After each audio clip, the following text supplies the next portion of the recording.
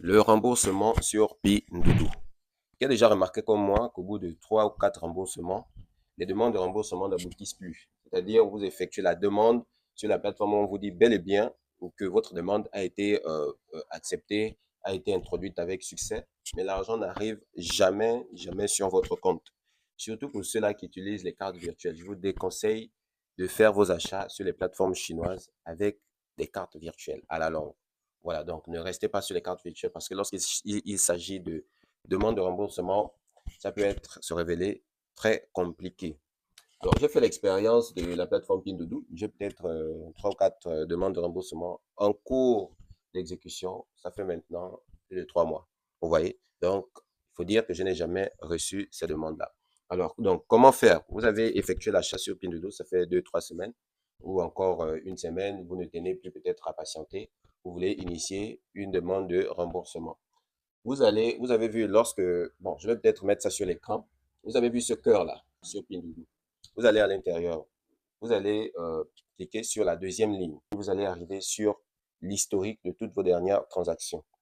Là où vous voyez les chiffres en rouge, c'est-à-dire les prix en rouge, plus avec précédé d'un plus, ce sont des demandes de remboursement.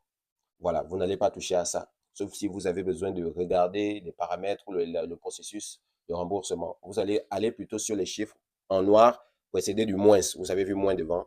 Il s'agit en fait de tous les achats qui ont été validés. Donc, vous allez cliquer sur l'un ou l'autre de ces achats-là. Vous allez arriver sur les paramètres d'achat. Ici, on va vous demander, on va vous donner la date à laquelle vous avez effectué l'achat, la date à laquelle ça a été peut-être déporté de chez le fournisseur pour le transitaire, ainsi de suite. Donc, vous allez venir juste, vous avez vu cette ligne-là, juste en dessous du produit, de l'image du produit.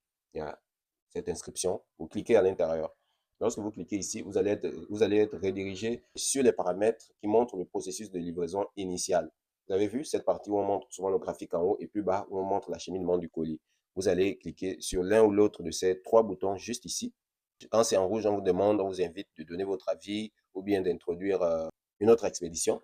Et souvent, sur le tout premier bouton, c'est ici que vous pouvez introduire votre demande de remboursement. Alors, pas besoin de vous expliquer plus, hein. Vous activez juste votre traducteur. C'est juste que lorsqu'on enregistre l'écran, on n'a pas la possibilité d'activer le traducteur. Sinon, la vidéo se coupe automatiquement. Donc, à partir d'ici, vous activez juste votre traducteur et vous pouvez suivre le reste. Vous pourrez suivre le reste facilement. Donc, like, abonne-toi et partage aussi si ça peut aider les autres. On ne peut pas tout vous montrer de A à Z. Avec ce que vous venez de voir, vous pouvez facilement introduire une demande de remboursement.